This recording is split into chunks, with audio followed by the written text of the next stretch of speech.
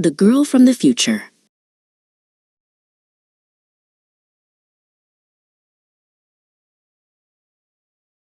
In the year 2342, the world was a masterpiece of clean lines and quiet efficiency.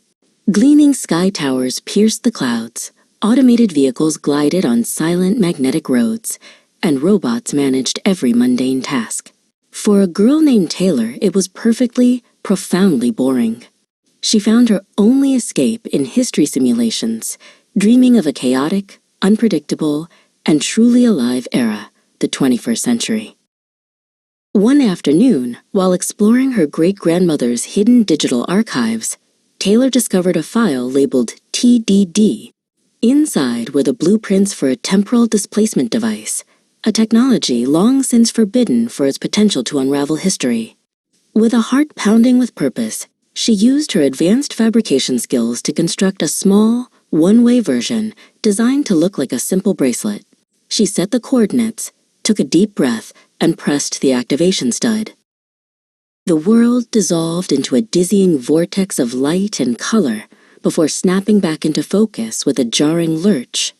Taylor stood blinking in a loud, crowded high school hallway. The air was thick with a strange mixture of floor wax, perfume, and old paper. Students pushed past her, a cacophony of shouts and laughter. It was a complete sensory overload, and it was the most wonderful thing she had ever experienced. Her advanced knowledge quickly became a barrier. In science class, she accidentally corrected the teacher on the principles of quantum entanglement. In history, she spoke about the late digital age as if it were ancient history. Her attempts at conversation were awkward. She used overly precise language and missed the subtle flow of slang and jokes, making her feel more isolated than ever. Seeking refuge from the social complexities, Taylor found the school's makerspace. It was a glorious mess of tools, wires, and half-finished projects. In the corner, a boy named Leo was hunched over a workbench, groaning in frustration as a small drone he was working on sputtered and died. "Come on, you piece of junk," he muttered to himself. Taylor approached cautiously. "Your gyroscopic stabilizer is misaligned," she said, the words tumbling out before she could stop them. "And the power-to-weight ratio is inefficient for sustained flight." Leo looked up, startled, then intrigued. "Whoa, how do you know that?" For the first time that day, Taylor offered a small, genuine smile. I read a lot." They started spending every afternoon in the makerspace. It became their sanctuary. Taylor, with her mind full of futuristic concepts, would sketch incredible ideas on a whiteboard. Flexible solar panels that could be painted onto any surface, batteries that charged in seconds, and filters that could purify any water source.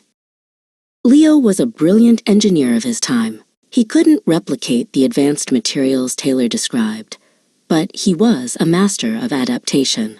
He would take her futuristic concepts and figure out how to build working prototypes using available parts. For the upcoming school science fair, they decided to tackle a big idea, a device that could pull clean, drinkable water directly from the humidity in the air.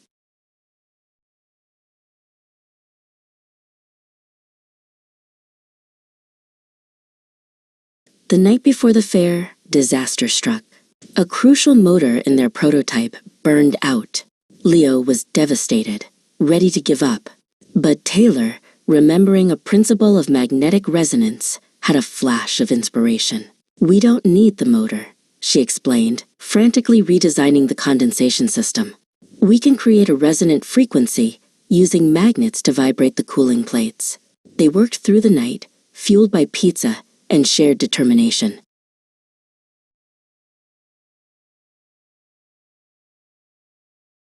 Their invention was the star of the science fair.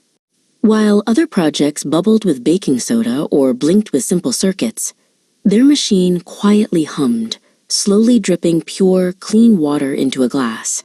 It won the grand prize, but for Taylor, the real victory was the feeling of shared accomplishment and the proud grin on Leo's face.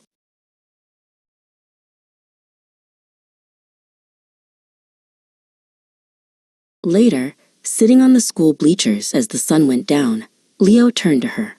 "Seriously, Taylor, where do you get all these ideas? It's like you're from the future or something.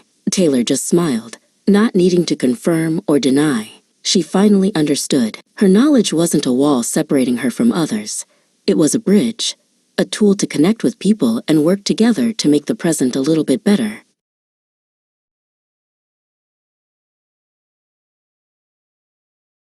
Taylor never tried to go back to 2342. Her temporal device remained on her wrist, a silent reminder of a past she no longer missed.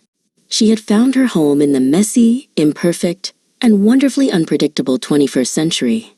The girl from the future had finally learned how to live in the now, sketching out the next great invention with her best friend by her side.